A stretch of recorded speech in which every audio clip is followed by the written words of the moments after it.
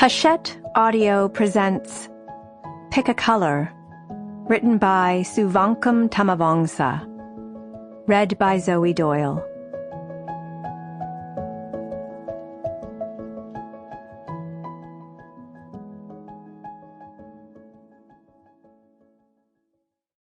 Everyone is ugly. I should know. I look at people all day. They come to me with their faces, shoving themselves forward, demanding something be done, wanting me to do something about it. Anything really. Please, they say. No, I don't do magic. I can't make things appear or disappear. I can only work with what's in front of me. And there's a lot there, in front of me. Most want to get rid of hair above the lip or on the chin. They want me to work in the narrow space of a brow, control the center line. Hair, that is, if they have any, is an easy thing to remove from a face. You just pull. Of course, how you pull and what you pull it with matters. So does the angle. Use wax or thread or tweezers. Watch the direction hair grows and pull. Faces give so much away. Feelings, especially. The muscles most used will carve a line. One's habits are there for everyone to see. The purse of a lip, a wrinkle holding space for a sneer or smile, a frown cast so often across a face it remains. Most people don't know what's good for them, and when they think they do, they're mostly wrong. I listen and tell them about the goods we have. The cleansers, toners, serums, essences, gels and creams and oils and masks and moisturizers. I come up with a way to deal with the sun and the damage. Now, I have to be careful with that word, damage, and how I use it. A helpful suggestion can turn suddenly into a bad feeling. And people don't forgive you for giving them bad feelings, especially about themselves. Then, when I'm done with their faces, and they're not cheap, they give me their hands and toes. Who knows where those things have been, but I can't think too much about that. I clean and shape and buff and polish. Looking at the two of us, them sitting on a chair above me, and me down low, you'd think I am not in charge. But I am. I know everything about them, whether or not they tell me. You look at something long enough and you begin to see everything in its details. And you'd be surprised what people tell you when they think you are a stranger and they are never going to see you again. 1.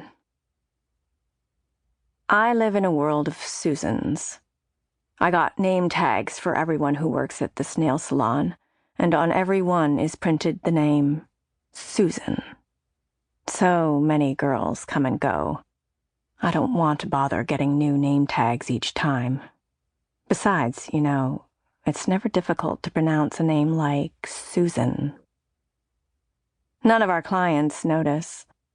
They come in and we are ready and set to work. That's all that matters to them. We all have black shoulder-length hair and wear black t-shirts and black pants. We are, more or less, the same height, too. And anyway, the clients will never be wrong when they ask for Susan. Dear Susan is always available and at your service. Susan never takes a day off, and Susan is never fully booked if it's you who called for her. Susan, our dear, sweet Susan, always makes time for you.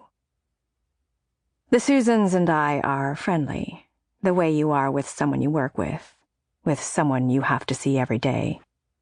I like to keep my distance, not get too close to any of them. They aren't family. Even with family, I like to keep my distance. I did my time. The brightly lit box we work in is called Susan's. There are others like us scattered around the city, and some are just a few doors down from us. But we're the best. It's no lie, and I'm not kidding anybody when I say that. We're the best. I get people in and out, and so did the Susans. I'm in charge, and I do what I want. I can do it all. I am the first to arrive and the last one to leave, and I never take a day off. I have got 4 girls. Mai, Nook, Annie, and a new girl coming. Noi? I know our names sound the same, but because I know what their names mean in our language, they aren't the same to me. Any one of us can answer the phone and take appointments. Only the ones with more experience can do the manicures and pedicures, facials or waxings. And someone's always on standby, just a call away. You can't fit much in the shop. 5 chairs lined up along the pink wall, 4 stations, and our centerpiece, a white leather chair that leans back and spins. The chair is mostly for facials, waxings, threading, but we can do many pedis there too. We usually reserve it for someone who wants the works, or just to make someone feel special. But they can sit anywhere in the shop, and we can go to them and do it all from there. There can't be more than 3 of us, each with a client. Face, hands, feet. Any more than that, and I lose track of who is doing what and when. And I don't like to lose track, to not know. My day begins at 7 in the morning. When I open my eyes, I know exactly what I will see. The ceiling. There's a crack in there. It has the shape of a single black hair with a split end. I live in this tiny apartment on the top floor, right above the shop. Hardwood floors, a kitchen and bathroom with a shower and tub. It is just 1 room, but I don't need that much space. There used to be some plants, but I didn't care for them, so I don't have anything like that around. I am alone because I want to be. If you want to know, because people like to know stuff like this where I work. I'm not married, and I don't have kids. I am a family of 1. You can be that, you know. A family of 1. I could have had what everyone else has, but it didn't turn out. I am about to turn 42. It's a good age to be. I don't have to become anything anymore. It is the middle of August. I should open a window, but I don't want the hot air from outside to get in. It already feels like I'm inside a mouth. All wet, so little room. And there's no place to go but down. I do love it at the shop. I can't remember the last time I spent any time away from it. I live down there, really. Spend more hours there than I do here. Been here on my own for just about 5 years.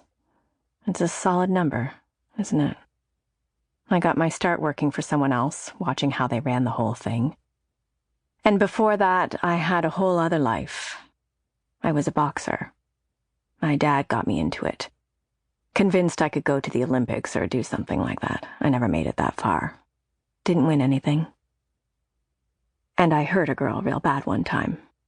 Put her in a coma for a few weeks. My coach, Murch, said I was glorious. But that's not glory to me. Once you've been in the ring, you don't forget it. It doesn't take much for a memory to strike me. A sweat bead on someone's forehead, the length of someone's arm, a bruise. I'm quick to read people, see if I can take them out.